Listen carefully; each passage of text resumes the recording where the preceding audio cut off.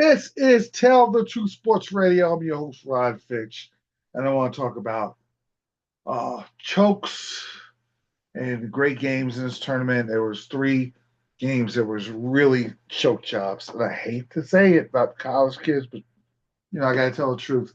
First one was Arkansas, which hurt because I love Calipari blowing a 16-point lead against Texas Tech. Texas Tech blowing a late lead against Florida, and now Duke blowing a 6-point lead with 50 seconds in the Final Four against Houston. That astonishes me. But I said last week after Duke blew out Alabama and they just blew out everybody, they overwhelmed me because they're so talented. I said Duke is built for the blowout. I've seen them in close games against Clemson and Kentucky and Kansas, and they didn't respond right because this is now more of a. There's a lot of seniors and juniors in the tournament now. Now with NIL, players are staying. Now you're getting JUCO kids now, and you're getting some good freshmen, but a lot of guys are going to JUCO. It's tougher now. You got these five great freshmen, but now the game got tight, and they got tight. Knipple took a bad shot. He's trying to drive to the basket, and Sharp, they ran a nice play. Sharp was able to. It's a little bit of a high ball screen, like a pick and screen. He sets the pick, screen, runs over to the 3-point line. He's open. He catches it, pulls a fake, fakes out. Cooper Flag shoots the three. He makes it. When they cut the three, because I didn't think they were down. They were down 10. They were down 11. Never 20 like Duke usually opens up the lead. But Duke was always on the verge of blowing leads. They almost blew it against Arizona. They almost blew it against Alabama when they were dominating. But they didn't have a big enough lead, and Houston's super tough to get this game home, and they were tired.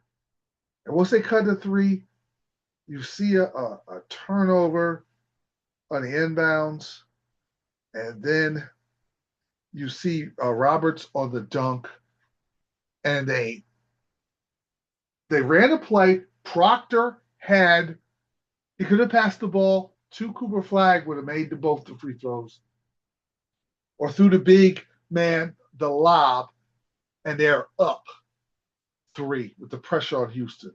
Now you could do whatever you want. Foul. You got 3-point lead. Now you can foul, so they're not putting up a 3. You got options. But he's at the line, and he had a bad game. He didn't make any threes. I knew he was going to miss that free throw. He missed the free throw. They called a foul on Cooper Flag over the back on Roberts. It was a ticky-tack call. It wasn't a bad call. A ticky-tack. You don't like that call, but no call was worse than when Richmond on St. John's got fouled out against Arkansas. There's no call worse than that. Okay, it's not even close. You can complain, but the Duke had a big lead. You can't complain when you blow the lead. Things are going to happen when you blow a lead.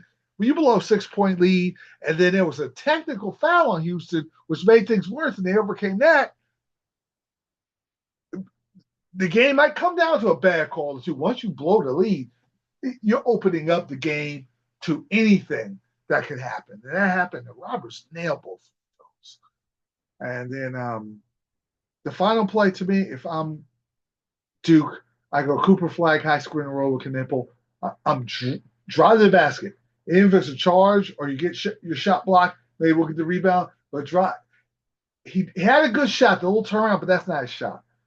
Drive the basket, draw. Now, a defender was coming over. So when he was driving, so if he got all the way, which was hard against Roberts, if he'd have found a way, if they'd have ran a pick and roll, pick Roberts off, and he's able to get all the way to the basket and help comes, which Houston's defense is great. You kick it to Knipple, he wins the game with a wide open 3, and you survive a clunky ending. But they didn't. And Houston, they are so tough. I underestimated. I knew they were a great defense. I didn't know because they're such bricklayers. They throw up so many bricks in the first part of the game. They don't care. And it happened against Purdue where Cry didn't make any shots. He made the one that counted, and Cry's been hot ever since. And he had 6 3-pointers. He's on a short list of, I think Bobby Hurley last time it was 91 when Bobby Hurley hit 6 3-pointers. and Houston's going to the finals. Extremely tough-minded. It was just upperclassmen. When they smelled blood, they took advantage of it. Duke scored 2 points in the last 10 minutes, I believe. Bad, bad, bad. That's a tough loss for Shire because like when football season came, I talked to my cousin Gary, who likes Duke and Ohio State. I said, Duke and Ohio State's going to win the national championship. Ohio State was built for the blowout. Ohio State got ahead every game. It was a tie score, I believe, against Texas, but they were never behind, and they were built for the blowout. They were able to overcome any adversity, and they won. And Shire is going to be that guy. Like all the players, all the star players, Duke could probably go pro.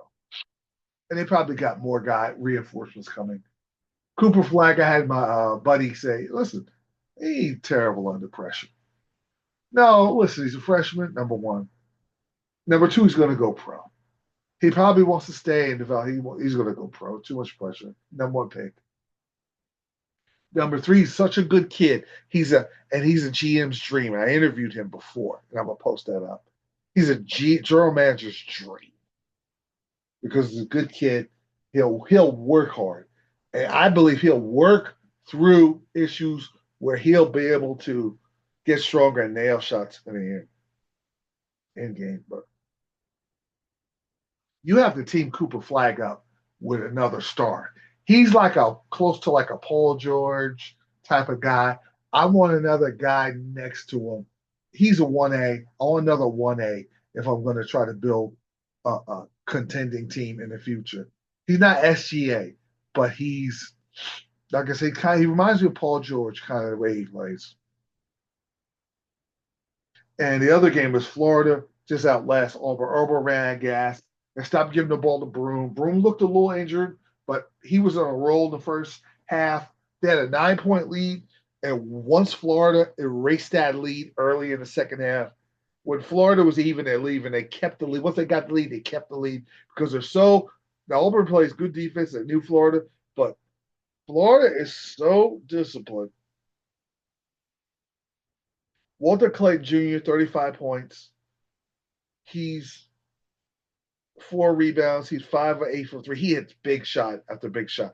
And I agree with Jason Williams. He better be the second pick in the NBA draft. I love my alma mater's guys, Ace Bailey and Dylan Harper. I love those guys. But they got to get behind Walter Clayton Jr. He's superb. And I believe he moved all the way up to number 2. Because you win an NBA championship with that guy. And they might win an NCAA championship with him, even though Houston, they're not going to play like Auburn. Houston's going to blitz him, even though Condon, Chinlew's solid, but Condon is a great Condon and Haw. Condon and Hout are such good interior passers that Florida is there really good as far as the ball movement and their action behind the off the ball action, and they really do a good job. Even if you hold Clayton down, it's hard to stop them. I'm gonna break down in my next show Houston and Florida. Is that close? I saw Hakeem Olajuwon. I wonder Hakeem Olajuwon, Drexler, and Larry B. Shaw and Young, and all the guys that are around for the Houston, Benny Anders. I wonder what they're thinking. They're like, man, Houston could win their first national championship. They should have won it, but that's a long time ago. I like the Houston. I give a slight advantage. Florida because they're deeper and they're bigger, but Florida has moments where they have defensive and offensive lapses. Florida's more talented than Houston. But, with Martin, with the experience Martin has, and you have Clayton and Martin, Chinaloo and Condon, all these this is an upperclassman tournament now. Now you got to make adjustments. I like what Rick Pitino said. I'm probably not even going to get freshmen. You might get the Fab Five, it's going to be hard to get. You got 2 dogs out there between Houston and Florida. Florida's tough minded. Houston's tougher. Florida is better. Where do you go? It's going to be very, very interesting. Before I shut this down, I say kudos to my Lakers. I was a little perturbed by them over the last couple of weeks. And I'll tell you why. And I'm glad they kind of righted their ship. They beat the Thunder 126-99, and they were hitting. Woo! They were hitting so many threes. It's ridiculous. I'm trying to count up how many threes they hit.